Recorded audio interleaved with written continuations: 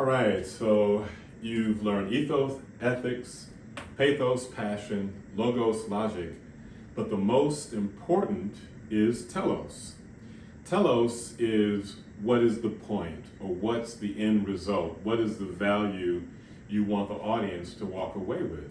So the first thing I want you to do is an exercise, which is write out in a short paragraph form the point that you want the audience to walk away with your talk. And then once you've done it, go back to your talk and see if it lines up with that point. It may already line up with it. You know, we tightened it up really well, but it also may give you a hint or clues to go back and refine some of it so that it hits that message, so that when the audience hears it, they're able to really get it and they walk away with something not just memorable, but unforgettable. So you want to do that. The other thing is you want to build and work on your talk to the point that it has an impact on the audience. So it's the relationship that you build with them, it's the rapport that you build with them, and we're going to talk about that in a minute. And it's the connection that you build with them. If you remember, with ethos, it was all about your experience and expertise, what you resonate with, and the belief in yourself, or the story that you tell yourself about yourself. Telos is the opposite of that, if you will. Ethos is intrapersonal communication. Telos is interpersonal communication. So now you want to give the audience a sense of your experience and expertise.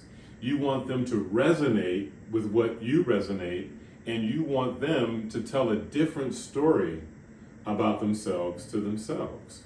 For instance, in the audience, I'm sure that there are a lot of young girls that feel like they have to be what everybody else is. And what you can do is help them reshape that idea in their mind and tell themselves a different story that, no, I don't have to be the same as everyone else. And you'll do that by knowing specifically what you're going to say and going back and refining your points, refining your stories that you have so that it shapes to that end. So I'm sure in class you all have talked about the Titanic story. If not, I would have to imagine you may have seen the movie, or maybe your mother has seen the movie. And so I want you to ask yourself, what is an iceberg? And if you have answered that it's a block of ice, well, that's what the Titanic thought.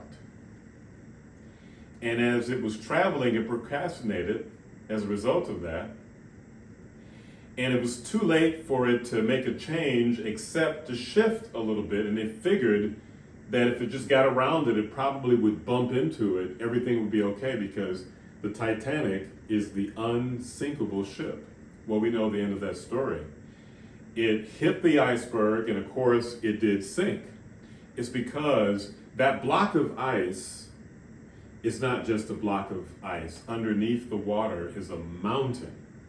That block of ice is the tip. And so the point of this is you want to build your story in such a way. You want to work on it. You want to craft it. You want to make sure the wording is right. You want to make sure the stories are right. This is the mountain work, I call it. The work that no one sees, but it's the work that you do and you repeat it over and over and over again so that the impact, the point, the value is powerful. And people will just assume, hey, she's just a great speaker, or she's just gained some talent. And you do have talent in speaking. But also what they won't know, but what you and I will know, is the mountain work that you've done so that your point is sharp and strong and leaves a tremendous impact so that you're not just memorable, but you're unforgettable. So think about the relationship you want to build with the audience. What does that mean? When you're up there, you want to make a connection with your peers, but you also want to make a connection with the teachers. And you want to decide on what kind of connection you want to make with them. if we had time, I would help you or coach you in how to build a relationship the way we do as actors. In other words, when you think about if you and I were in an acting scene and the director would ask, well, what's you and I relationship? And I said, oh, well, this is my student. That's a relationship, but really it's a title. The real question is how do you feel about your student and how does your student feel about you? It's the same with the audience.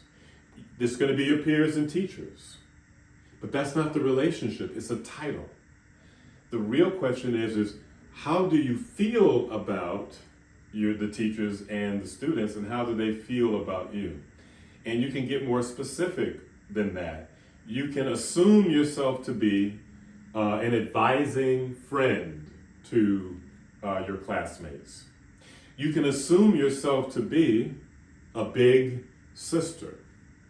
You can assume yourself to be a bright young student that is giving back to the teachers knowledge, wisdom, and understanding that you received. So there's a number of ways you can build a relationship, and why is that important? Because telos is not just the point or the value that they walk away with. It's the relationship that you build with them so that they will remember you and that you will be unforgettable.